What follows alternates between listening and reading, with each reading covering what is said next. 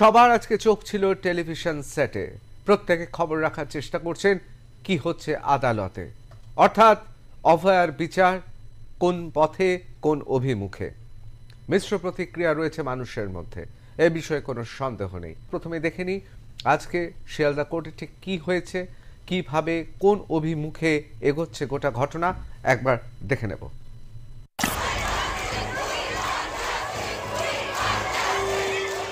RG Kar medical কলেজে তরুণী চিকিৎসককে ধর্ষণ এবং খুনের ঘটনায় সিভিক ভলেন্টিয়ার সঞ্জয় রায়কে দোষী সাব্যস্ত করল শিয়ালদহ আদালত। শনিবার দুপুর 2:30 নাগাদ শিয়ালদহ আদালতে 3 তলার 210 নম্বর কক্ষের এজলাসে বসে বিচারক অনির্বাণ দাস সঞ্জয়কে এজলাসে নিয়ে আসার নির্দেশ দেন। আপনার বিরুদ্ধে অভিযোগ, আপনি 9 আগস্ট ভোরের দিকে আরজিকর হাসপাতালে ঢুকেছিলেন। সেখানে এদিক ওদিক ঘোরাঘুরি করার পর মহিলা চিকিৎসককে আক্রমণ করেন, তার চোখ মুখ চেপে ধরেন, গলা চেপে ধরেন, তাতে উনি মারা যান। আপনি যৌন হেনস্থাও করেন। যেভাবে আপনি গলা চেপে ধরে হত্যা করেছেন তাতে যাবজ্জীবন বা মৃত্যুদণ্ড পর্যন্ত হতে পারে। সূত্রের খবর, বিচারকের রায় শুনে চিৎকার করে ওঠে সঞ্জয়। হাত জোর করে সঞ্জয় বলে, আমাকে ফাঁসানো হচ্ছে, আমার গলায় রুদ্রাক্ষের মালা আছে, এই মালা পরে আমি এই অপরাধ করব? আমি ওখানে কিছু করলে আমার রুদ্রাক্ষের মালা ছিঁড়ে পড়ে যেত। আমাকে পুরো ফাঁসানো হচ্ছে। স্যার, আপনি কি বুঝতে পারছেন যে আমাকে ফাঁসানো হচ্ছে? যারা যারা যুক্ত ছিল তাদের কেন ছেড়ে দেওয়া হলো? সব সাক্ষীদের জেরা করে এবং সিবিআই তথ্যের ভিত্তিতে যা মনে হচ্ছে তাতে দোষী সাব্যস্ত করা হয়েছে। শাস্তি আপনাকে পেতে হবে। কি শাস্তি তা সোমবার বলবো। এরপরও হাত জোর করে আদালত কক্ষে চিৎকার করে সঞ্জয় বলে, আপনি তো দোষী সাব্যস্ত করে দিলেন, আমি গরিব, আমি এই কাজ করিনি, যারা করেছে তাদের কেন ছাড়া হচ্ছে? এরপর আদালত থেকে এক প্রকার জোর করেই বার করে নিয়ে যাওয়া হয় সঞ্জয়কে। বিচারকের রায় শুনে আদালত কক্ষেই কেঁদে ফেললেন নির্যাতিতার বাবা ও মা। তারা বিচারকের উদ্দেশ্যে বলেন, আপনার ওপর যে আস্থা আমরা রেখেছিলাম তার পূর্ণ মর্যাদা রেখেছেন, আপনাকে ধন্যবাদ দিতে চাই। সোমবার আসুন, কথা শোনা হবে। ভারতীয় ন্যায় সংহিতার 3টি ধারায় সঞ্জয় দোষী সাব্যস্ত করা হয়েছে। ভারতীয় ন্যায় সংহিতার 3টি ধারায় সঞ্জয়কে দোষী সাব্যস্ত করা হয়েছে। ভারতীয় ন্যায় সংহিতা ধারা 64 ধর্ষণ, ধারা 66 ধর্ষণের পরে খুন, ধারা 103(1) খুন। রুদ্রাক্ষের মালার কথা সঞ্জয় তার আর্গুমেন্টে কিছুটা সময় বলেছে এবং আজকেও বলেছে, কিন্তু যখন সাক্ষী গ্রহণ করা হয় এমন কিছু উঠে আসেনি যেটাতে রুদ্রাক্ষের মালা নিয়ে কোনো প্রশ্ন আসতে পারে। আর্গুমেন্টে যেটা বলা হবে সেইটাকে করবোরেট করার জন্য এভিডেন্সের দরকার। সেই এভিডেন্সে এমন কিছু উঠে আসেনি যেখানে রুদ্রাক্ষের মালাটাকে একটি বড় কোনো নমুনা বলুন বা তথ্য হিসেবে ধরা যেতে পারে।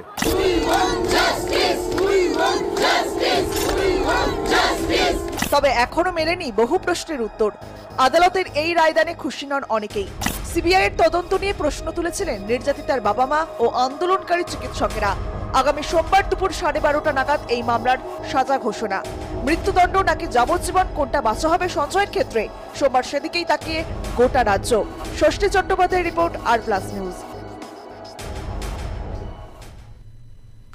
অনেকেই বলছেন আরজিকর কাণ্ড তদন্তের নামে প্রহসন। আজ কাঁদছে শুধু অভয়ার স্বজন। কোথায় গেল ন্যায় বিচারের আন্দোলন? আমি সরাসরি কথা বলে নেব রিমঝিম সিনহার কাছে, তার কারণ এই রিমঝিম সিনহা গোটা ভারতবর্ষকে অবাক করে দিয়েছিলেন। তার ডাকেই রাত দখলে গোটা মহানগর নেমে পড়েছিল। রিমঝিম, আজ যেভাবে দোষী সাব্যস্ত হলো সঞ্জয় রায় এবং যে ঘটনা গতি প্রকৃতি এগোচ্ছে, সোমবার নিশ্চয়ই আমরা আশা করতে পারি সাজা কি হলো তা আমরা জানতে পারবো। গোটা বিষয়টায় প্রাথমিক প্রতিক্রিয়া কি?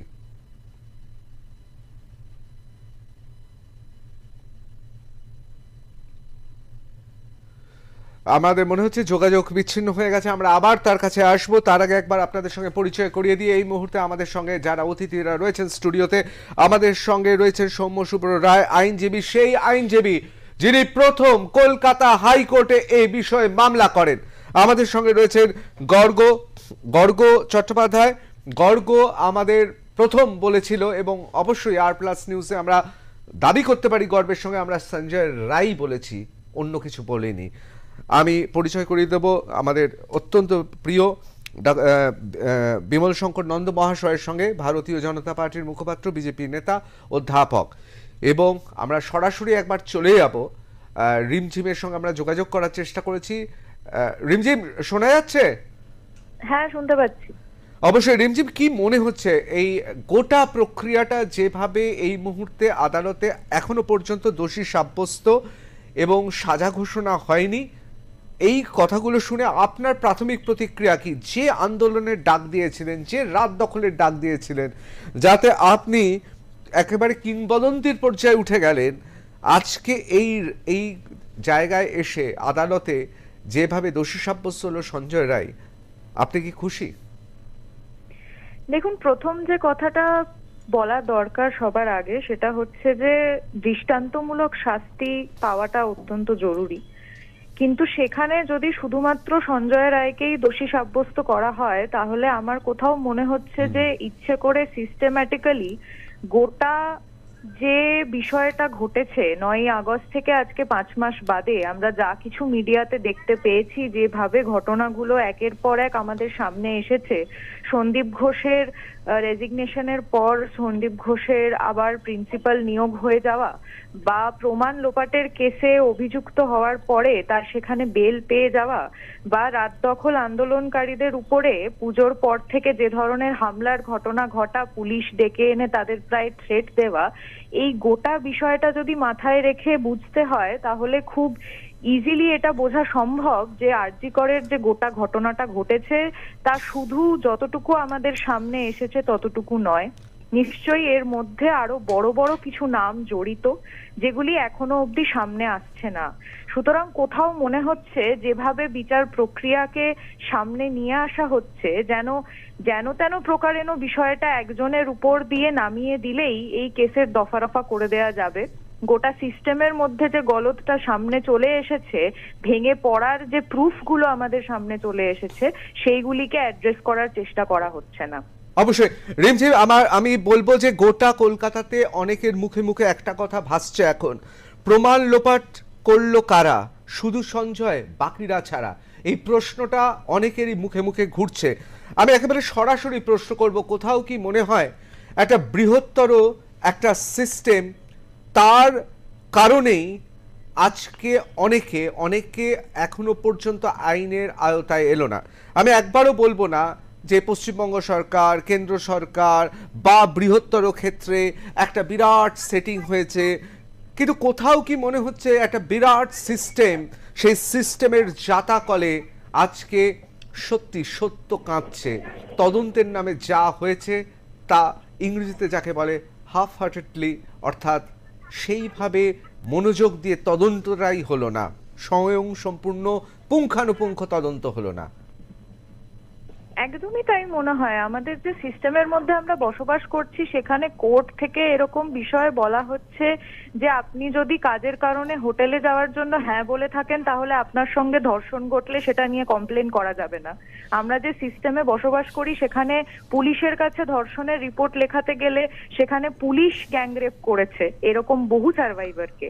সুতরাং গোটাটার মধ্যে যে গলদ তৈরি হয়েছে সেটা তো আমাদের কাছে পরিষ্কার, এবং আরজি করের ঘটনার মধ্যে যে একজন দোষী নয়, এবং এটা যে শুধুমাত্র খুন এবং ধর্ষণের ঘটনা নয়, এর পিছনে আরো অনেকগুলো সত্যি আছে যেগুলো বাইরে আসছে না, তা একেবারে স্পষ্ট। অনেকে বলছেন সঞ্জয় রায়, তিনি হয় তার ক্ষেত্রে যেভাবে গোটা ঘটনা এগোচ্ছে, কোথাও অনেকে তার সঙ্গে ধনঞ্জয় তার তুলনা করছে। দেখুন, একটা বিষয় তো আমাদের কাছে মিডিয়াতে পরিষ্কারভাবেই এসেছিল যে সঞ্জয় রায় বলেছেন যে উনি নির্দোষ, উনি দোষী নন, বা উনি দোষী হলেও এর সঙ্গে আরো লোকজন জড়িত রয়েছেন।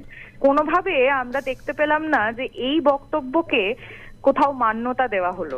সুতরাং এই ধরনের আশঙ্কা যে সিস্টেম আসলে ভেঙে পড়ছে, সেই সিস্টেমের উপর থাকাটা বোধহয় স্বাভাবিক।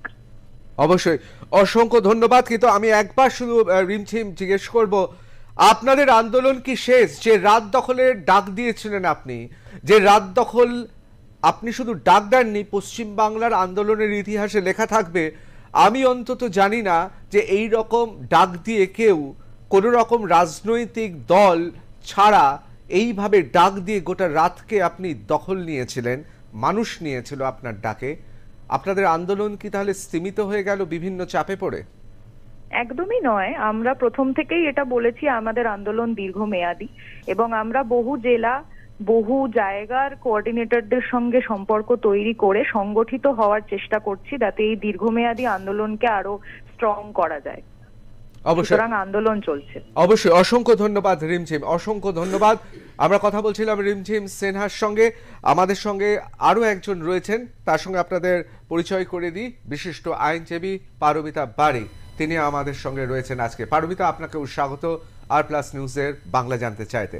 আমি প্রথমেই সবার কাছে একবার চলে যাব, তার কারণ হচ্ছে অনেকের অনেক প্রশ্ন রয়েছে এবং এই প্রশ্নগুলো স্বাভাবিক। তার কারণ এমন একটি ঘটনা, যেই ঘটনা আমাদের নাড়িয়ে দিয়েছে। অনেকে বলছেন এই কালটা দ্রোহকাল, আর এই দ্রোহকাল বারবার এই শব্দটা ফিরে এসছে।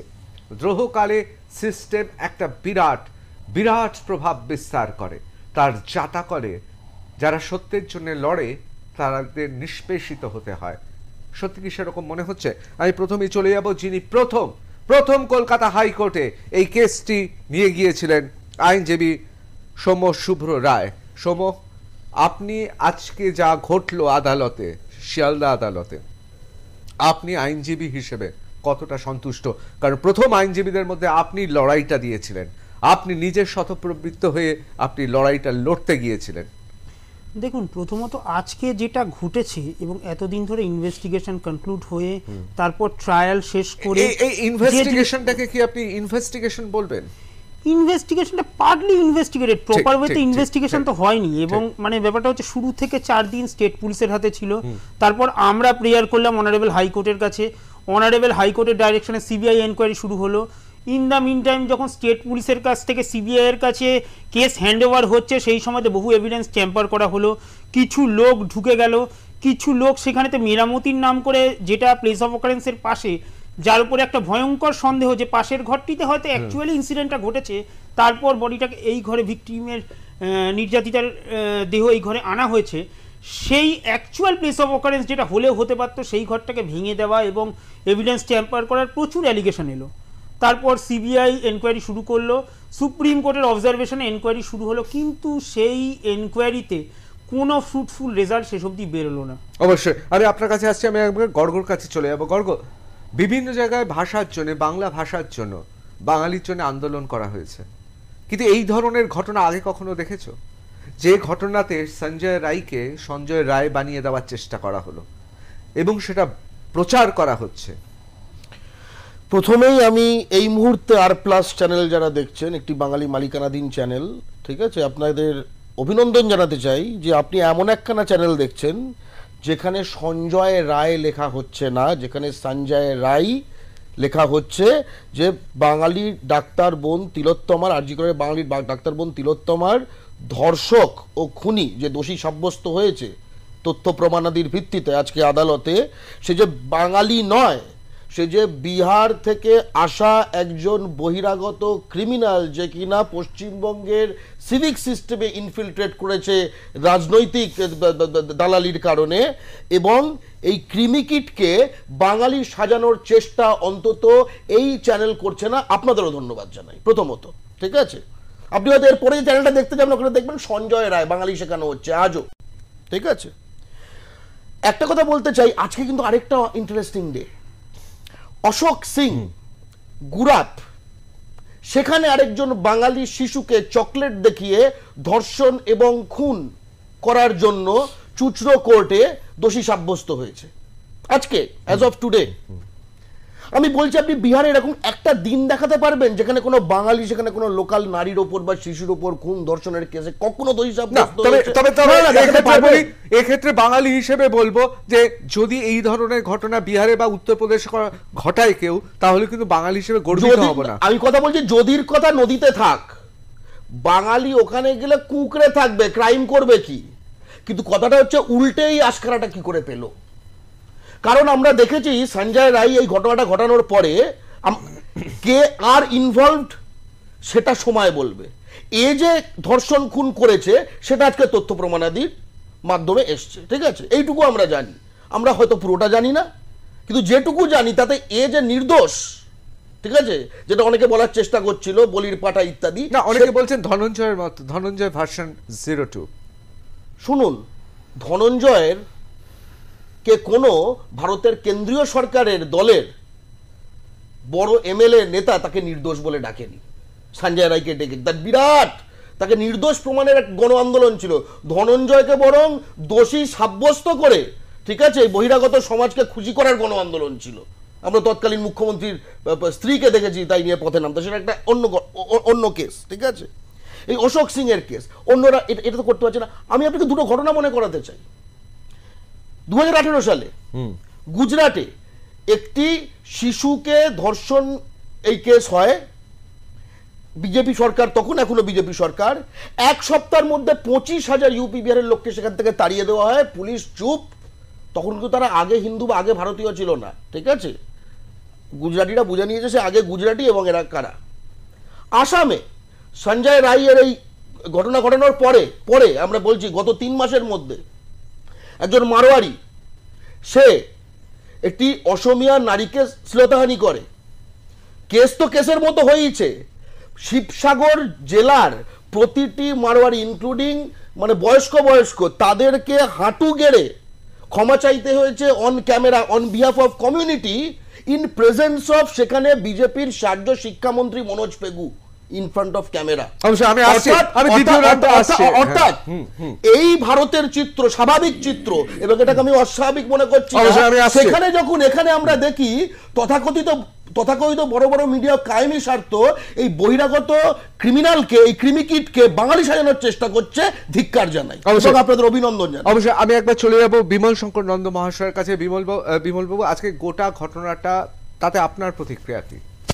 না দেখুন, একটা কথা বলি, সেটা হচ্ছে যখন বিচারক কাউকে দোষী সাব্যস্ত করেন, তিনি যখন নিশ্চিত হন তারপর দোষী সাব্যস্ত করেন। এমন নয় যে অনেক পরবর্তীকালে বোঝা গেছে সে হয়তো দোষী নয়। কিন্তু এখনকার দিনে বিজ্ঞানের এই উন্নতির যুগে, যেখানে জেনেটিক বা অন্যান্য সায়েন্স এত ডেভেলপ করেছে যে আজকাল জিন মিলিয়ে বা ডিএনএ মিলিয়ে যখন প্রমাণগুলো পাওয়া যায়, তখন কোর্ট নিশ্চিত না হয়ে সেই ব্যাপারে তার সিদ্ধান্ত জানান না। কারণ আমি একটা আইনের বিষয় বুঝি, সেটা হচ্ছে যে ভারতীয় আইন বা যে কোনো দেশের আইন এই কথাই বলে যে 100টা দোষী সাজা ছাড়া পেয়ে যাক, কিন্তু একটাও নির্দোষের যেন সাজা না হয়। ফলে যখন কোর্ট তাকে দোষী সাব্যস্ত করেছেন, ডেফিনেটলি কোর্ট প্রমাণ পেয়েছেন এবং সিবিআই আদালতকে এটা কনভিন্স করাতে পেরেছে যে এই লোকটি নিঃসন্দেহে ধর্ষণ এবং হত্যার জন্য দায়ী এবং তার যা সাজা তাকে পেতে হবে, এটা নিয়ে সন্দেহের কোনো জায়গা নেই। কিন্তু এখানে কতগুলো গ্রে এরিয়া এখনো থেকে লাইনটা শেষ করি। আমি যেটা মনে করি যে বিচার একটা হয়েছে, কিন্তু এখনো এটা আংশিক হয়েছে। আমি মনে করি যে এখনো চক্রান্ত, বাড়ি ভেঙে দেওয়া, যেটা একটু আগে আইনজীবী মশাই বললেন, সেটা, অথবা এত দ্রুততার সঙ্গে বডিটাকে পুড়িয়ে ফেলা, এই কারণগুলো যেদিন ঠিকঠাক তদন্ত হবে এবং তার দোষীরা সাজা পাবে, আমি বলবো বিচারের প্রক্রিয়া সম্পূর্ণ হবে। অবশ্যই আমি একবার চলে যাব সরাসরি পারমিতা বারিকের কাছে। আইনজীবী পারমিতা, অবশ্যই বাংলার একজন নারী হিসেবে এবং অবশ্যই আইনজীবী হিসেবে এই গোটা ঘটনাটাকে আপনি কিভাবে দেখছেন?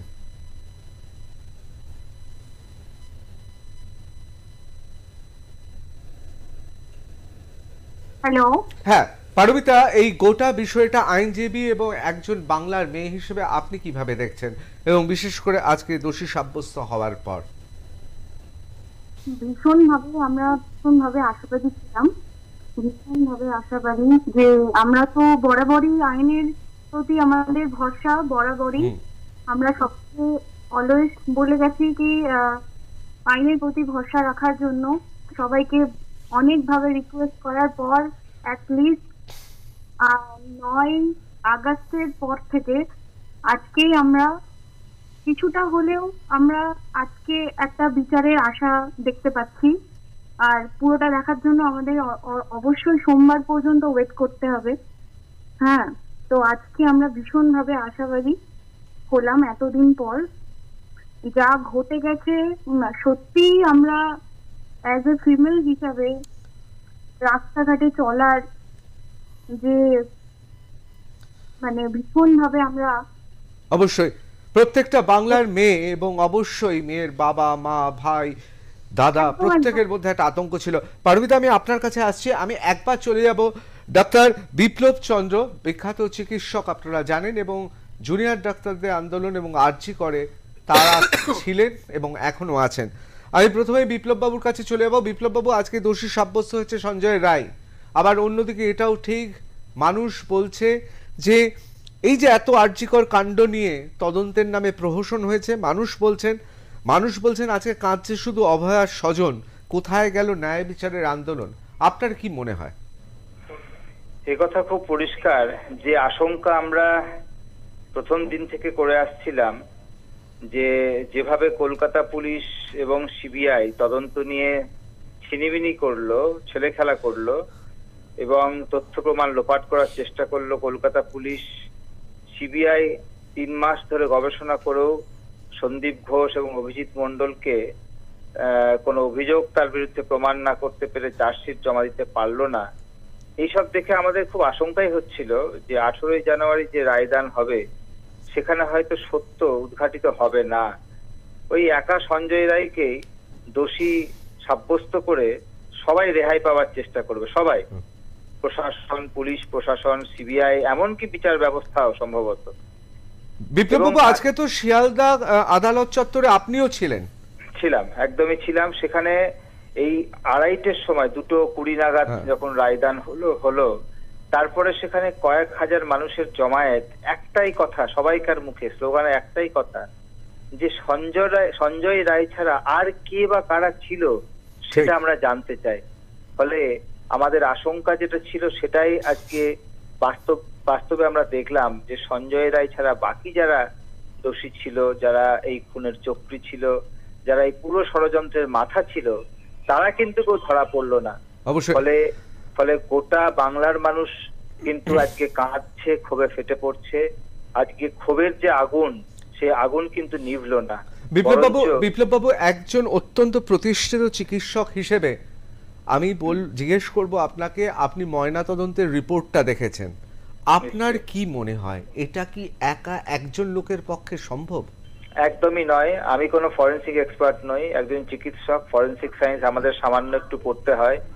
সে থেকে অন্তত যা আমার অভিজ্ঞতা, বা ওই দিন 9ই আগস্ট দুপুর 12টার পর পুরো ঘটনাটা বাইরে থেকে যা আমি দেখেছি, যা শুনেছি, তাতে অতগুলো ক্ষতচিহ্ন এবং যে জায়গাতে তার বডি শুয়ে রাখা হয়েছিল সেখানে কোনোভাবেই কেউ হঠাৎ করে এসে, একজন পুরুষ কেউ এসে একজন মহিলাকে দেখে তার প্রতি একটা লালসার শিকার হয়ে তাকে রেপ করলো, খুন করলো, বিষয়টা এত সিম্পল একদমই নয়। এটা একটা পরিকল্পিত খুন, এটাকে প্রাতিষ্ঠানিক খুন বলেই আমাদের মনে হয়। ফলে কারা সেই খুনটা করালো এটা না জানলে কিন্তু আরো কয়েকটা অভয়া হবে, তারপর হয়তো জানি না প্রশাসনের আদৌ তারপরও ঘুম ভাঙবে কিনা। ফলে আমাদের লড়াইটা কিন্তু চালিয়ে যেতে হবে, নাহলে আমরা কেউ সুরক্ষিত নই।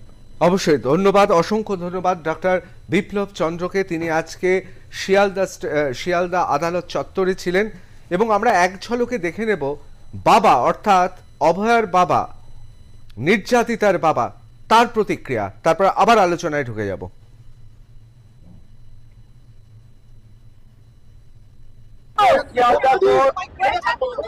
যে শুনানি চলছিল তার একটা রায়দান বলতে সঞ্জয়কে দোষী সাব্যস্ত করেছেন এবং 7বার দিন তার সাজা হবে সেটা সিদ্ধান্ত নেবেন। আমরা বিচারের যে প্রথম সিরিয়াসকে পার করেছি এবং সিরিজে আমাদের দ্বিতীয় সাহিত্য উঠতে পারি, এই ধরনের একটা জাজমেন্ট দেবেন এই বিশ্বাস আমাদের ছিল এবং তিনি সেটা আমাদের সামনে তুলে ধরেছেন এবং বিচারককে ধন্যবাদ দেওয়ার আমার ক্ষমতা নেই। বিচারক যেভাবে আমাদের এই ব্যাপারটাকে দেখেছেন আমরা তার জন্য খুবই ওনার কাছে কৃতজ্ঞ।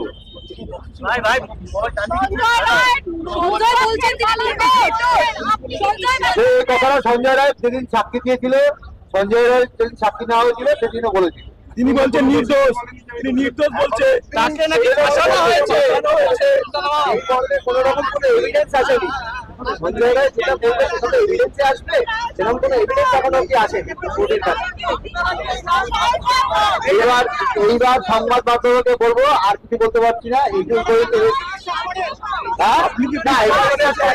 আমরা লড়াই চলছি এবং ভবিষ্যতে যারা যারা আছে তারাও যাতে বেরোয়, জজ সেদিকে আলোকপাত করেছেন আমাদের মনে হয়।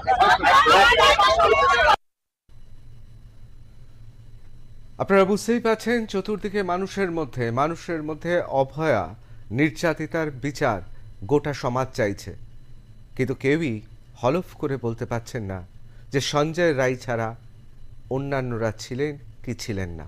কেন বলতে পারছেন না, খুব দ্রুত আমরা দেখে নেব। বিশেষ করে 11টি প্রশ্ন চিহ্ন রয়েছে আমাদের মধ্যে। এই প্রশ্ন নিয়েই আলোচনা করব যে কোন কোন কারণে বলা হচ্ছে শুধু সঞ্জয় রায় একা নয়, কোন কোন কারণে। প্রথমত, 9 আগস্ট কর্তব্যরত চিকিৎসকের অর্ধনগ্ন দেহ উদ্ধারের পরেও কেন তা বাবা মাকে আত্মহত্যার কথা বলা হয়েছিল? অত্যন্ত গুরুত্বপূর্ণ এই প্রশ্ন। দ্বিতীয় যে প্রশ্নটি খুব গুরুত্বপূর্ণ সেই প্রশ্নটা হচ্ছে যে এই গোটা সেমিনার রুমটায় এত মানুষের উপস্থিতির কারণ কি? এই মানুষগুলো কি করছিলেন, কিসের জন্য গিয়েছিলেন? বিভিন্ন জায়গা থেকে ছুটে গিয়েছিলেন কাকে বাঁচাতে? নিশ্চয়ই সঞ্জয় রায়কে শুধু বাঁচানোর জন্য নয়, তাহলে আর কাকে কাকে বাঁচাতে সেদিন সেমিনার রুমে এতগুলো মানুষ গিয়েছিলেন? তাদের মধ্যে ফরেনসিক স্পেশালিস্টও ছিলেন। দেহ সৎকারে এত তাড়াহুড়ো কেন ছিল? কিসের জন্য জনপ্রতিনিধিরা ছুটে গিয়েছিলেন? এত তাড়াহুড়ো কেন ছিল? যেখানে অনেকে অভয়াকে চেনেনি না, তারা সেদিন আত্মীয় স্বজনের থেকে বেশি দরদ দেখাতে গেল কেন? চতুর্থ প্রশ্ন, নির্যাতিতার বাবা মার দাবি সত্ত্বেও কেন দ্বিতীয়বার ময়না তদন্ত করা হলো না? তড়িঘড়ি সেই মরদেহ পুড়িয়ে দেওয়া হলো, দাহ কার্য করা হলো কেন? দ্বিতীয়বার ময়না তদন্ত করা যেত না? ময়না তদন্ত অপরাধের কথা বলে, তা কেন করা হলো না? থানায় আরজি করের অধ্যক্ষ অভিযোগ জানালেন না কেন? প্রথমেই কেন তিনি অধ্যক্ষ হিসেবে নিয়ম মেনে অভিযোগটা জানালেন না? এই পঞ্চম প্রশ্নটা অনেকবার উঠে এসেছে, কেন, কাকে বাঁচানোর জন্য? ষষ্ঠ প্রশ্ন, খুনের মামলায় তদন্ত শুরু হতে কেন 14 ঘন্টা সময় লেগে গেল? 14 ঘন্টা ধরে পুলিশ প্রশাসন আরজি করের অধ্যক্ষ এবং তার সঙ্গে যারা সিনিয়ররা রয়েছেন তারা কি করছিলেন? এই 14 ঘন্টা সময় লাগলো কেন? 7 নম্বর প্রশ্ন, যদি সঞ্জয় রায় একাই দোষী, তাহলে তথ্য প্রমাণ লোপাটের অভিযোগ বারবার উঠেছে কেন? 14ই আগস্টে কারা ঢুকতে চেয়েছিল? দেওয়াল কেন ভাঙা হলো? এই তথ্য প্রমাণ লোপাট করার অভিযোগ কাকে বাঁচানোর জন্য চেষ্টা? অষ্টম প্রশ্ন, সেমিনার রুম সংলগ্ন দেওয়াল ভেঙে ফেলার আসল রহস্য কি? দেওয়ালে কি লুকানো ছিল? দেওয়াল ভাঙার কথা যারা জানতেন তারাও তো আন্দোলনে রয়েছেন, কেন তাহলে তারা তখন সই করেছিলেন? কেন বলছেন না প্রকাশ্যে? কারা সই করেছিল, কেন সই করেছিল? ঘটনার রাতে মৃত চিকিৎসকদের সঙ্গে যারা ছিলেন তাদের একসঙ্গে বসিয়ে কি আদৌ জিজ্ঞাসাবাদ করা হয়েছে? তাদের কি একসঙ্গে বসিয়ে জিজ্ঞাসাবাদ করা হয়েছে?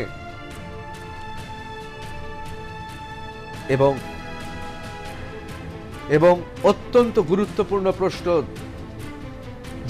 যে রিপোর্টটা পাওয়া গেছে সেখানে অপরাধ স্থল নিয়ে যেখানে এত বিভ্রান্তি, তাহলে CFSL এর রিপোর্টে সেই বিভ্রান্তি উঠে আসার পরেও চার্জশিটে উল্লেখ করা ছিল না সেই রিপোর্ট ছাড়া চার্জশিট জমা পড়ে গেল।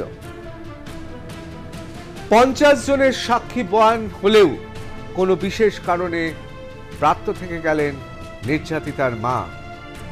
অনেকে মনে করছেন আরো অনেককে জিজ্ঞাসাবাদই করা হলো না। আমি এবার সরাসরি প্রথমে সৌম্যর কাছে চলে যাব। সৌম্য, আইনজীবী হিসেবে যে প্রশ্নগুলো তোলা হয়েছে, এই প্রশ্নগুলো তো একটা সন্দেহের বাতাবরণ সৃষ্টি করে। পুরোপুরি এর একটা ভয়ানক সন্দেহ থেকে যাচ্ছে যে আলটিমেটলি এই সঞ্জয় রায়কেই কি খালি স্কেপগোট করে রাখা হলো? তাকেই ফাঁসির মঞ্চে হয়তো সোমবার ফাঁসির অর্ডার ডিক্লেয়ার হবে ক্যাপিটাল পানিশমেন্টের, এছাড়া তো আর কেউ বেরোলো না। এই ঘটনা কেন ঘটলো, কারা এর পিছনে ছিল, এবং সর্বোপরি এভিডেন্স ট্যাম্পারে কারা ইনভলভ হয়েছিল, তাদের কি স্বার্থ ছিল এই এভিডেন্সগুলো ট্যাম্পার করতে? কারণ ইনসিডেন্টের পরের দিনকারই আমরা দেখেছি বহু ডাক্তারবাবু, বহু ফরেন্সিক এক্সপার্ট যারা নর্থ বেঙ্গল থেকেও ছুটে এসেছেন হঠাৎ করে, যারা আগের দিন রাতেও নর্থ বেঙ্গলে ছিলেন, বা সে তারা সকালবেলায় সিবিআই তদন্ত নিয়ে তো একটা সন্দেহ আছে। দেখুন সন্দেহ একটা মানে ওই আচ্ছা এটা ব্যাচমেট ব্যাপার হয়ে গেল না তো? ব্যাচমেট নাকি হয়তো ওই আপনি যে বারবার বলেন সেটিং তথ্য সেরকম যে কোনো ইনসিডেন্ট ঘটেছে কিনা তারও একটা বড় রকমের সন্দেহ থেকে যায়। তার কারণ হচ্ছে কি আমরা যখন দেখেছি যে ইনসিডেন্টের ঠিক পরেই আমাদের রাজ্যের মাননীয় মুখ্যমন্ত্রীকে বলতে শুনেছি 4 দিনের মধ্যে দেখব, তার মধ্যে যদি আমরা ইনভেস্টিগেশনের কনক্লুশনে না পৌঁছাই তাহলে আমরা সিবিআই এর হাতে দিয়ে দেবো। এই কনফিডেন্সটা আসছে কি করে?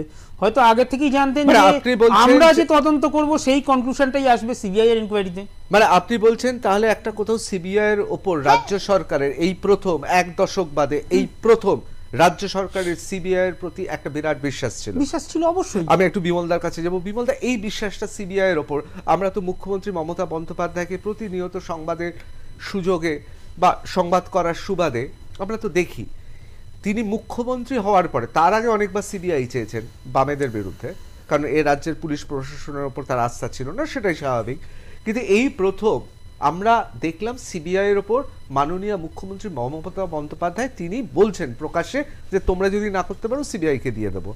এটার কারণ কি? এটা কি কোথাও আগে থেকে ঠিক হয়ে গিয়েছিল যে সিবিআই মানে খুব কনফিডেন্সে ছিল পশ্চিমবঙ্গ সরকারের? কথা বলি সেটা হচ্ছে যে এই আলোচনাগুলোকে একটু যদি সিরিয়াস আলোচনার মধ্যে আমরা যাই, আমি রাজ্যে তৃণমূল কংগ্রেসের নেত্রী বা মুখ্যমন্ত্রীর ওই সিবিআই এর সঙ্গে কখনো রাগ, কখনো ভাব, কখনো আড়ি, সে আলোচনায় যাব না। কারণ তার আগে বাম আমলে প্রায় সিবিআই চাইতেন এবং সঠিক কারণেই চাইতেন, কারণ বাম আমলে আমরাও মনে করতাম যে বিচার ব্যবস্থা খুব একটা মানে পুলিশের ইনভেস্টিগেশন খুব ভালো হতো বলে, আমি অন্তত সেই সময় আমরাও মনে করতাম না, এখনও আমি আমার জায়গা থেকে সরে যাইনি। বাম আমলে পুলিশকে বামেরা নিয়ন্ত্রণ করতো, তখন চাওয়ার একটা কারণ ছিল। এখন আবার একই তিনি সেই সিবিআই দেখলেই একেবারে উল্টো দিকে যেন সব কিছু সরিয়ে দৌড় লাগাতেন। হঠাৎ করে সিবিআই চাইলেন কেন? অনেকগুলো কারণে। প্রথম কথা হচ্ছে এইরকম একটা ঘটনা একেবারে চোখে আঙুল দিয়ে দেখিয়ে দিয়েছিল এ রাজ্যের প্রশাসনিক ব্যবস্থা একদম ভেঙে পড়েছে, কিচ্ছু নেই। ওটা লালু বিহারে যেরকম চলতো ঠিক সেই রকমই চলে, সেখানে না আইন না শাসন কিচ্ছু নেই, বিকজ দেয়ার ইজ অ্যাবসলিউটলি একটা chaotic situation which is prevailing in West Bengal. এটার বাইরে কিচ্ছু বলার নেই। প্রশাসন ভেঙে পড়েছে, প্রশাসনিক নেতৃত্ব যারা দেন তারা একদম ব্যর্থ হয়েছেন, সেগুলোকে কোথাও একটা ঢাকতে হবে। দেখো এতদিন 2021-এর 2রা মের পর 60টা বিজেপি কর্মী খুন হয়ে গেল, কতগুলো মেয়ের ওপর রেপ হলো, 60 বছরে মহিলা রেপড হয়ে গেল পূর্ব মেদিনীপুরে বিজেপি করার অপরাধে, এবং আমি দেখলাম যে সেইভাবে রিয়াকশান কিছু হলো না, কেউ রাতও জাগলো না। আমি জানি না প্রতিবাদও কেন সেভাবে হলো না।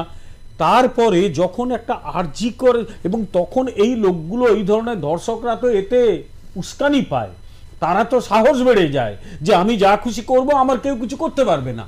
আমি তারপরে দেখলাম, আমরা সকলেই দেখলাম যে একজন ডাক্তার মহিলা মারা গেলেন, মধ্যবিত্ত বাঙালির মানে যাদের ওপর দাঁড়িয়ে থাকে সমাজটা, তাদের কনফিডেন্সটা নড়ে গিয়েছিল যে আমাদের সকলের ছেলে মেয়েরা, আমরা তো আশা করি কেউ ডাক্তার হবে, ইঞ্জিনিয়ার হবে, লয়ার হবে, অধ্যাপক হবে, আরও ভালো কিছু করবে। সে একজন ডাক্তার, মহিলা ডাক্তার, মাত্র 30-31 বছর বয়স, রেপ করে মেরে ফেলা হলো। এটা কোথাও উনি বুঝতে পেরে, উনি তো পলিটিক্সটা ভালো বোঝেন, উনি বুঝতে পেরেছিলেন যে একটা বিপদে উনি পড়তে যাচ্ছেন, ফলে দরকার নেই বাপু আগে থেকে গানটা গেয়ে রাখি যে সিবিআই কে আমি দিয়ে। অনেকে বলে, আরো বলি না, আপনি বিপদের কথা বললেন বলে বলছে, অনেকে বলেন বাংলাদেশে যেহেতু শেখ হাসিনাকে তার রাজত্ব ছেড়ে পালাতে হয়েছে মানুষের গণবিস্ফোরণ, তাদের মানুষ খেপে যাওয়াতে, অনেকে বলেন পশ্চিমবঙ্গ সরকারের পাশে কেন্দ্র সরকার এসে দাঁড়িয়েছিল যাতে এ রাজ্যে এরকম কিছু না হয়, কারণ যেভাবে মানুষ খেপে গিয়েছিল। একটা কথা বলি, সেটা হচ্ছে পশ্চিমবঙ্গ সরকারের খেয়ে দিয়ে দায় পড়েনি, এদের পাশে দাঁড়াতে যাবে, কিন্তু একটা ভয়ঙ্কর কিছু ঘটে যাবে, সেটাও কেন্দ্রীয় সরকার চাইবে না, কারণ রাজনৈতিক বিশৃঙ্খলা কখনো কেন্দ্র চায় না। এটা একটা বর্ডার স্টেট, এখানে যদি আইন শৃঙ্খলা একেবারে আউট অফ অর্ডার হয়ে যায়, মানে গিয়ার চলে যায়, কেন্দ্রীয় সরকার তো সেগুলো চাইবে না। কিন্তু দ্যাট ডাজ নট মিন যে কেন্দ্রীয় সরকার এই সরকারকে বাঁচানোর চেষ্টা করছিল, আর এই সরকারের সমর্থকগুলোকে এমনি দৌড় মারতে হবে, যেদিন ক্ষমতা থেকে যাবে পরের দিন এরা দৌড়বে, সেটা পরের প্রশ্ন। আমার কথা হচ্ছে এদের ভয় ছিল যে এমনিতে মানুষের যে ক্রোধ, সেই ক্রোধটাকে কোথাও একটা আটকানোর চেষ্টা, ফলে সিবিআই এর ঢাল নেওয়া হয়েছিল। আর একটা বিষয়, আমি রোববার অবধি দেখবো, তারপর সিবিআই কে দেবো। আচ্ছা কেন সঙ্গে সঙ্গে সিবিআই কে কেন দেওয়া হলো না, যে এক্ষুনি সিবিআই কে দাও? আসলে দেখা গেল তারপরে সিবিআই তদন্ত করতে গিয়ে, বা আপনাদের মতো জার্নালিস্ট বা অনেক জার্নালিস্ট দেখালো পাশে বাড়িটা ভেঙে ফেলা হচ্ছে, মৃতদেহটাকে জ্বালিয়ে দেওয়া হচ্ছে, এবং সেখানে ওই অঞ্চলের বা কলকাতার বা অনেকেই তারা গিয়ে সেখানে বাবা মা দাহ করার দরকার নেই, ওরাই দাহ করে দিয়েছেন। এটা কেন, এত দ্রুততা কেন? আর লাস্ট প্রশ্ন, মুখ্যমন্ত্রী তো বলেছিলেন রাত 2টা অবধি তিনি জেগে সিচুয়েশন মনিটর করেছিলেন। ওনার মাথায় একবারও কেন এলো না যে ডেড বডি তোমরা পোড়াবে না, ওটা রেখে দাও? কারণ ডেড বডি আমরা তো এর আগেও দেখেছি, কবর দেওয়া হয়েছে 6 মাস পরে কবর থেকে তুলে সেটা পোস্টমর্টেম হয়েছে। এখানে একটা ডেড বডি, তার বাবা মার কষ্ট হচ্ছে, সবাই জানি আমাদের কষ্ট হচ্ছে, কিন্তু তারপরেও তো ডেড বডিটাকে রেখে দিতে হয়, কারণ ফর ফার্দার ইনভেস্টিগেশন। সে তাকে পুড়িয়ে দেওয়ার সঙ্গে সঙ্গে ফার্দার ইনভেস্টিগেশনটা শেষ হয়ে গেল। আমরা জাস্ট একটা লাইন বলি, আমি সিবিআই হয়ে বলতে আসিনি এখানে, সিবিআই আমাকে পাঠায়নি, কিন্তু তারপরেও আমি একটা কথা বলবো। সিবিআই, আপনি সিবিআইকে ছেড়ে দিলেন একটা জায়গায় যেখানে মানে সমস্ত প্রমাণ লোপাট হয়ে গেল, তারপর আপনি সিবিআইকে বলছেন সব খুঁজে বার কর, নইলে সিবিআই ব্যর্থ। আমার এই জায়গাটা একটু অবশ্যই আমি এই জায়গায় একটু আমি এই জায়গায় একটু আপনার কাছে আসি। দেখুন, অবশ্যই প্রমাণ তো লোপাট হয়েছে, এই বিষয়ে তো বোধহয় আমরা যে ছবি দেখেছি বা সংবাদ দেখেছি তা যদি সত্যিই হয়ে থাকে তাহলে তো হয়েছে। কিন্তু প্রশ্নটা হচ্ছে সিবিআই এই যে 50 জন বা যারা সেদিন ছিলেন তাদের কি মুখোমুখি বসিয়ে জেরা করেছে? রিপোর্ট, যে রিপোর্টগুলো পাওয়া গেছে সেই রিপোর্টগুলো কি চার্জশিটে প্রতিভাত হয়েছে? কোথাও কি কলকাতা পুলিশে একমাত্র একটি নির্বিচারী দেখতে একজন, আমি জানি না তিনি দোষী কি দোষী নন, কিন্তু শুধু তাকেই আটক করবে? সে একা ওসির এত বড় সাহস, কলকাতা পুলিশের সে একা একজন আইসি বা ওসি, সে সবকিছু করবে? তার সঙ্গে কার ফোনে কথা হয়েছিল, তার সঙ্গে কার কথা হয়েছিল, এগুলো কি করলো? কাউকে প্রমাণ ছাড়া, জাস্ট একটা লাইনেই বলিনি, প্রমাণ ছাড়া অ্যারেস্ট করেন বা অ্যারেস্ট করে উপযুক্ত প্রমাণ দেখাতে না পারেন, আদালত আপনাকে প্রথমেই ভৎসনা করবে বলে এক্ষুনি ছেড়ে দাও। কারণ যাকে তাকে এরকম অ্যারেস্ট করা যায় না। একজন আইনজীবী, আমার চেয়ে আইন উনি অনেক ভালো বোঝেন, উনি বলতে পারবেন। দ্বিতীয় কথা হচ্ছে, সিবিআই কোথাও বলেনি যে আমার ইনভেস্টিগেশন শেষ। আগের দিন আপনি দেখুন সিবিআই কি বলেছে, আমি চার্জশিট দিতে পারছি না বলেনি, কিন্তু বলেছে আমি আর চার্জশিট এখন দিচ্ছি না, দেবে না বলেছে, যে এখন দেব না, ফর দ্য টাইমিং আমি দিচ্ছি না। তার কারণ আমার কথাও মনে হয়েছে, সেটা হয়তো যারা জানেন তারা ভালো বলতে পারবেন, সিবিআই চাইছিল এর বিরুদ্ধে যখন অকাঠ্য প্রমাণ পাওয়া গেছে, আমি যদি আবার চার্জশিটের সঙ্গে জড়াতে যাই এই বিচার ব্যবস্থা দেরি হয়ে যাবে, আগের সাজাটা হোক তারপরে ইনভেস্টিগেশনটা চলুক। আপনি বলছেন এখনো আশা আছে? যথেষ্ট আশা রয়েছে, আমি তো আশাবাদী। যারা যারা ষড়যন্ত্র করেছে প্রত্যেকের গলায় গামছা ফেলে টানা হবে, কাউকে রেয়াত করা হবে না, এবং আমরা নিশ্চয়ই বিচার পাবো। অবশ্যই। আমি একবার গর্গর কাছে চলে যাবো। গর্গ, সিবিআই এর ক্ষেত্রে বা বারবার দেখেছি বাইরের থেকে যারা ইনভেস্টিগেশনটা করেন, কোথাও কি তারা যে আবেগটা থাকা উচিত, আমি জানি ইনভেস্টিগেশনে আবেগ কেন থাকবে, তদন্ত কেন হবে, কিন্তু তার সত্ত্বেও কখনো একসঙ্গে চলে না। অভয়ার মৃত্যুতে একটা আবেগ সঞ্চারিত করেছে। কোথাও কি মনে হচ্ছে যে এখানে যারা যারা এই পুরো ঘটনাটার মধ্যে রয়েছেন বা গোটা ব্যবস্থাটা যারা যারা সামলাতে পারেন, সেটা দিল্লিতে হোক, কলকাতায় হোক বা পাটনায় হোক, যারা গোটা ঘটনাটাকে, যারা শুধু সঞ্জয় রায়কে বলির বাঁকড়া করছে বলে অনেকে মনে করছেন, কোথাও কি মনে হচ্ছে যে এর পেছনে অন্যান্য প্রদেশ থেকে যারা এসছেন তারা ঠিক এই কেসটা ঠিক অন্য আর 5টা কেসের মতো মনে করছে? দেখো, এখানে তুমি অনেকগুলো প্রশ্ন রাখলে, 1 2 3 4 11। এবার প্রশ্নটা হচ্ছে আমার একজন অবজারভার হিসেবে মনে হয়, কারণ আমি তো ঘটনাস্থলে ছিলাম না, তুমিও ছিলে না, কিন্তু আপনি তো একজন ডাক্তারও, এমবিবিএস ডাক্তারও। হ্যাঁ, আমি এমবিবিএস ডাক্তার হিসেবে বলতে পারি, কোনো এমবিবিএস ডাক্তারই এমবিবিএস পাস করার পরে নেহাত সরকারি সিস্টেমে না থাকলে অথবা ফরেনসিক মেডিসিনে না থাকলে, এই যে জিজ্ঞেস করছেন না, একজন ডাক্তার হিসেবে আপনার কি মনে হয় এটা করতে পারে কিনা, সত্যি আমাদের এটা উত্তর আমরা দিতে পারবো না। ফলে যেটা উত্তর দিচ্ছেন একটু ভেবে চিনতে দেবেন, ঠিক আছে? এটা ডোমেন স্পেশালিস্টের একটা ব্যাপার আছে, সেটা অন্য কথা। এই যে 11গুলো প্রশ্ন, আমার মনে প্রশ্ন জাগে, এই প্রশ্নগুলো বিচারক সিবিআই কে করেনি। আচ্ছা, এই প্রশ্নগুলো মিডিয়া সিবিআই কে করেনি। এই প্রশ্নগুলো প্রথম 4 দিনে মিডিয়া দেখলাম ওই পুলিশকে, সিপিকে, তারপরে এসব ধরছিল। আমরা যখন বাঙালি সিপি চাই এবং সিপির যে বাংলা পক্ষ যে লড়াই করছিল যে বহিরাগত সিপিকে অপসারণ করতে হবে, তোমার মনে আছে এই স্টুডিওতেই। এই প্রশ্নগুলোর উত্তরটা আসলে দেবে কি? একটা কথা স্পষ্ট সকলের বোঝা উচিত, কিন্তু Kolkata police, West Bengal police হচ্ছে মমতা বন্দ্যোপাধ্যায়ের পুলিশ। সিবিআই নরেন্দ্র মোদীর পুলিশ, এ নিয়ে যদি কেউ অন্যরকম বলেন না, কলকাতা পুলিশ সিবিআইটা নরেন্দ্র মোদীর পুলিশ, কিন্তু কলকাতা পুলিশ পশ্চিমবঙ্গ পুলিশ একদম স্বাধীন, সে ঢপবাজ। আবার যে বলে যে কলকাতা পুলিশ বা বন্দ্যোপাধ্যায় পুলিশ কিন্তু সিবিআই হচ্ছে স্বাধীন, সেও ঢপবাজ। ঠিক আছে, আমি এখানে ঢপবাজি করতে আসিনি। প্রশ্নটা হচ্ছে, হয় এদের মধ্যে একটা বিরাট একটা ষাটঘাট রয়েছে, তাই না, যেটা বলছো তুমি, যে কনফিডেন্স দিয়ে কি করে ছেড়ে দিচ্ছে, এবং যে এভিডেন্স ট্যাম্পারারি যে কথাগুলো হচ্ছে, হতে পারে, আমি তো জানি না, আমি তো ঘটনাস্থলে নেই, আমি তো সেই কারণেই একটা রাষ্ট্রের সংবিধানে বিধিবদ্ধ যে ইনভেস্টিগেটিং এজেন্সি, প্রথমে সিআইডি, তারপরে সিবিআই, এগুলোর উপর ভরসা রাখবো। যদি মনে হয় ঠিক চলছে না, তাহলে আমি কোর্টের রিকোর্স নেবো, কোর্ট মনিটর ব্যাপার চাইবো, এগুলোই তো রয়েছে।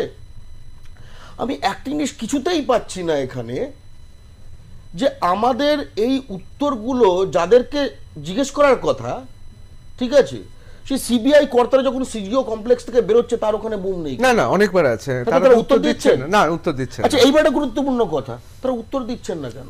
হয় এটা কিছু আছে, অথবা যদি হয় যে ধরুন তৃণমূলের বেশ কিছু নেতা তো জেলে গেল, জেলে বেরোলো, ইত্যাদি হলো, ঠিক আছে, তো এটা কি এমন জাদু বলে এই কেসে?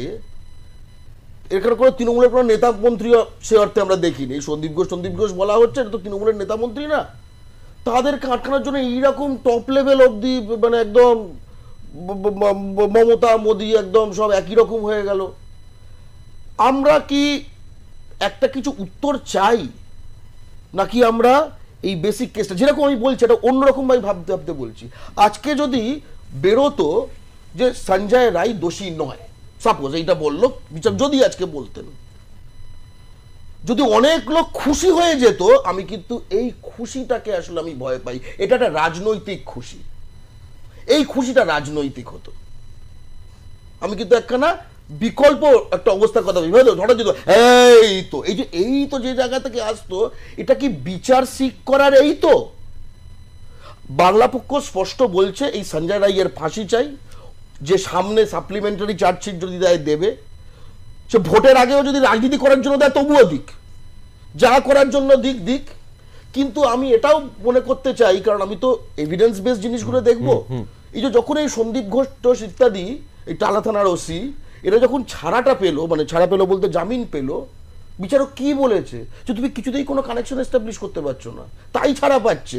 এমন নয় যে হাতে করে রেখে দিলাম, এত কল্পনা করার কিছু নেই, প্রসিডিংস গুলো আছে, ঘাটতি আছে। এবার একটা শেষ কথা বলতে চাই, ঠিক আছে, শেষ একটা কথা বলতে চাই, যেটা কিনা আমার মনে হয় টেক অ্যাওয়ে, আমি অন্তত সেইভাবে, যে এই যে ঘটনাগুলি ঘটলো, ঠিক আছে, এই যে আমি বলছি যে এই সঞ্জয় রায়ের কথা, এই বললাম যে অশোক সিং এর কথা, ইত্যাদি ইত্যাদি, আজকে বাংলার মাটিতে দুই দল, ঠিক আছে, শাসক দল তৃণমূল, বিরোধী দল বিজেপি, ঠিক আছে, বাঙালি নারীদের ভোগ্য পণ্য হিসেবে দেখানো, ধর্ষণ করার মতো বস্তু হিসেবে দেখানো, এরকম গান, ভোজপুরি গান মিলিয়নসে ভিউ হচ্ছে এই বাংলার মাটিতে, এবং এই বহিরাগতরা সেগুলো এনজয় করছে।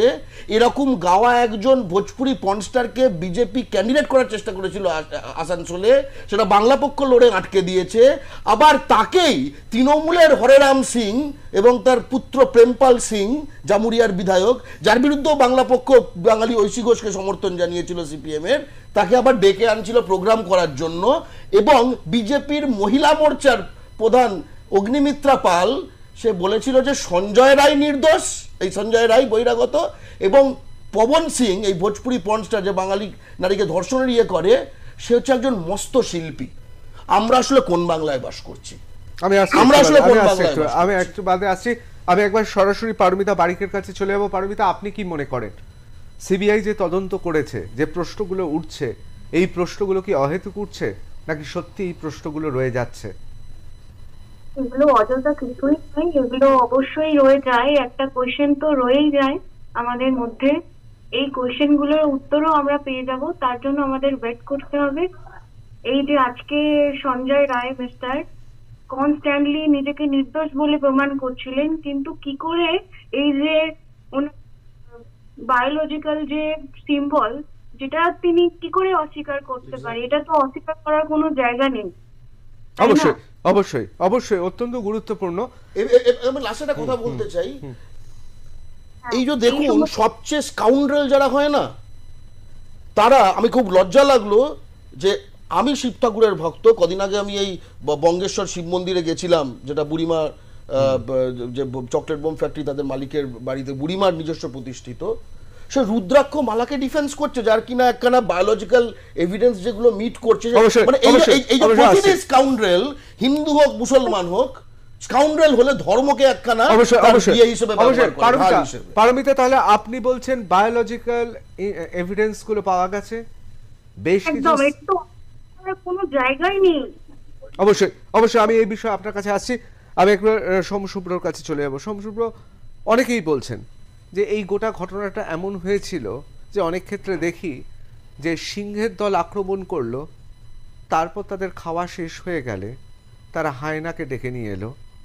এক্ষেত্রে অনেকে বলছেন বায়োলজিক্যাল এভিডেন্সগুলো এটাই প্রমাণ করে যে শেষ পর্যন্ত যা যা শরীরে বিভিন্ন রস, দেহ রস, বিভিন্ন ধরনের সার্কামস্টান্স এভিডেন্স, সেটা তাকে ডেকে নিয়ে এসে, যেহেতু সে কিছুটা পাগল, মানে কিছুটা তার ম্যানিয়াক এবং তার সেক্স অ্যাডিক্ট হিসেবে তিনি পরিচিত, কলকাতা পুলিশের তদন্তে বারবার বেরিয়েছে, এবং সে বিভিন্ন ধরনের ধর্ষকামী একটি মানুষ, এবং তাকে শেষ পর্যন্ত দিয়ে দেওয়া হলো।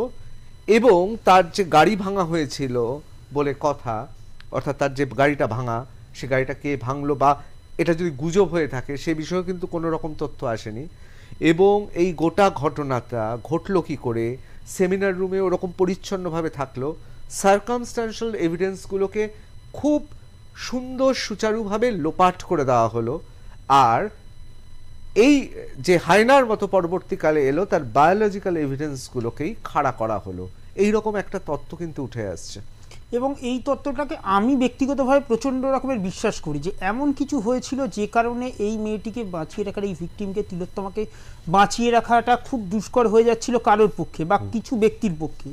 তা আমার মতে, আমার যেটা আর কি, যতটা আমি ডকুমেন্টস দেখেছি এবং বিভিন্ন রিপোর্ট যা দেখেছি, সম্ভবত এই ঘটনাতে প্রথমেতে তার সাথে তাকে মারা হয় এবং এমন একটা ডেটে সেটা করা হয় যেদিনকার সমস্ত বাংলার মিডিয়া ব্যস্ত, বুদ্ধদেব ভট্টাচার্য সেই দিনকার মারা গেছেন, সিলেক্ট করেছিল ডেটটা অত্যন্ত সুচারুভাবে, এবং তারপরেতে সেই সময়তেই এই ব্যক্তিকে দিয়ে প্রমাণগুলো তৈরি করা হয়। এবং এর সাথে হয়তো আরও দু একজন ছিল, তারপরে লাস্টে যাতে অন্যান্য প্রমাণগুলো লোপাট হয়। কিন্তু এক্সপার্ট যারা এই ঘটনাটা ঘটেছিল তারা হয়তো এক্সপার্ট নয়, সেক্ষেত্রে দাঁড়িয়ে পরের দিন সকালে কারোর বিশেষ নির্দেশেতে পুলিশ বাহিনী এসে রাত্রির থেকে, যেখানেতে হয়তো প্রাক্তন সিপি থেকে, থানার ওসি থেকে মনিটর করে বিভিন্ন লোককে এনে এভিডেন্সগুলোকে সমস্ত ট্যাম্পার করে সুচারুভাবে, এবং যেটা আমরা দেখেছি যে ভিকটিমের মা বাবাকে 3.5 ঘন্টার ওপর বসিয়ে রাখা, 12 ঘন্টা পরে এফআইআর করা, অমানবিক।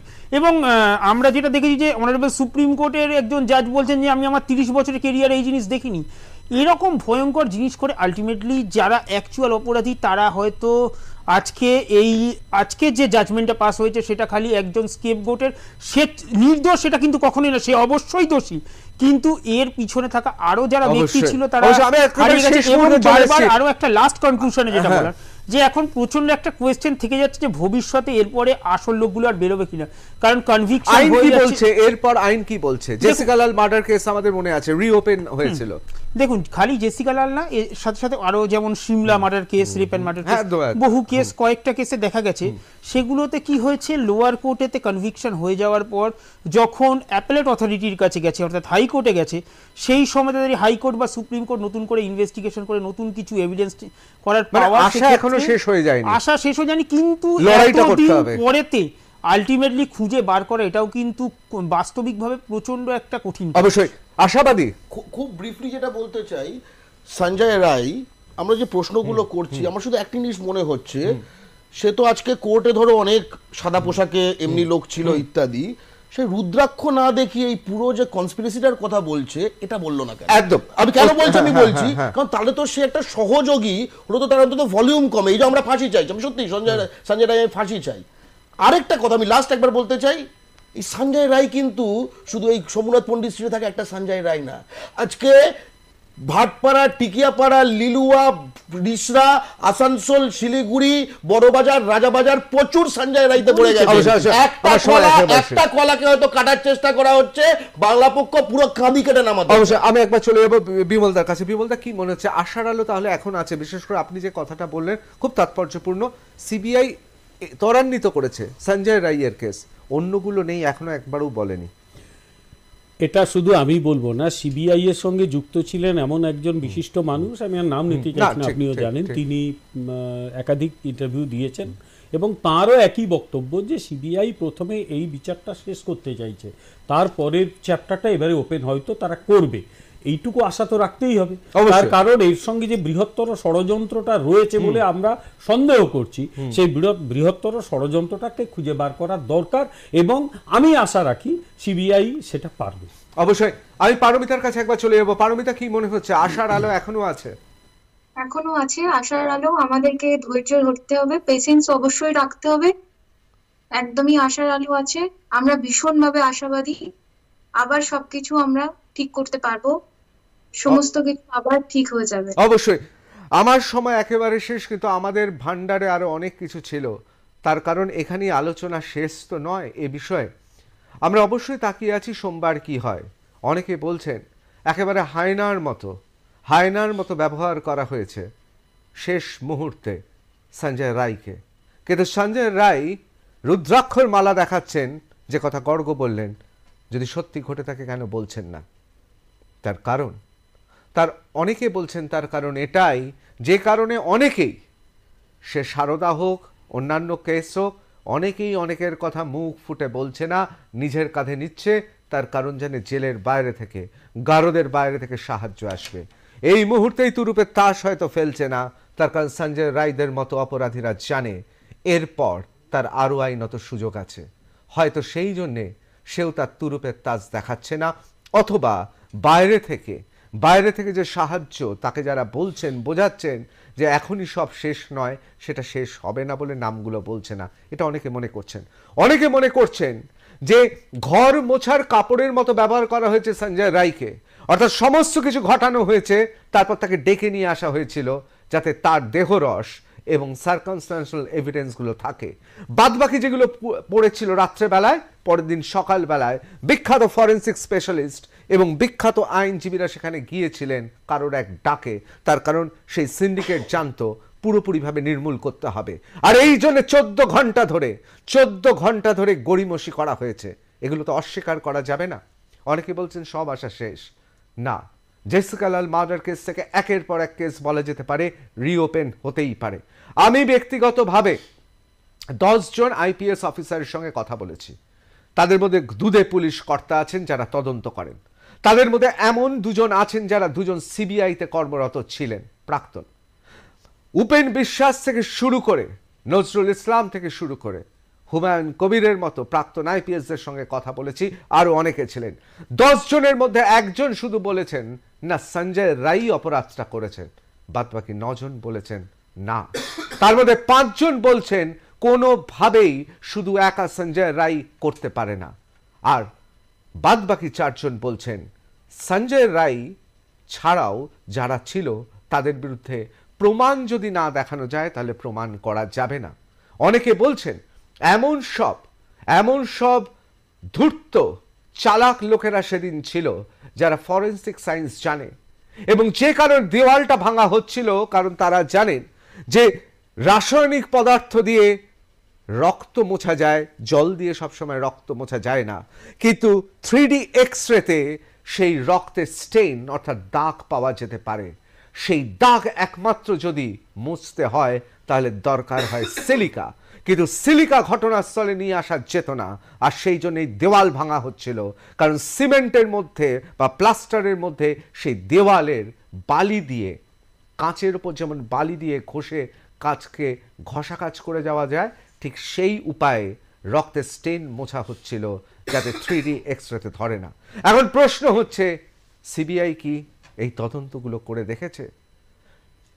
আদালতে বিচারাধীন বিষয়, একটা সিস্টেম রয়েছে, অনেকে বলছেন বিরাট একটা সিস্টেম কাজ করেছে, যে সিস্টেমের ব্যাকরণ আমরা বুঝতে পাচ্ছি না বা বুঝলেও বলতে পারবো না, এমন একটা সিস্টেম কাজ করছে দানবের মতো, কিন্তু অনেকেই বলছেন মানুষের জয় হবেই, সত্যের জয় হবে। আমরা সেই আশাতেই রয়েছি। আমি অবশ্যই সোম শুভ্র, গর্গ চ্যাটার্জি এবং অবশ্যই বিমল শঙ্কর নন্দ মহাশয় এবং পারমিতা, আপনাদের ধন্যবাদ জানাবো। আপনারা আমাদের ঋদ্ধ করলেন। আমাদের এই আলোচনা চলতে থাকবে। সবার মতো আমরাও তাকিয়ে রয়েছি সোমবার কি হয়। বাংলা জানতে চাই সঙ্গে লাইভ ঋতব্রত এখানে শেষ করছি।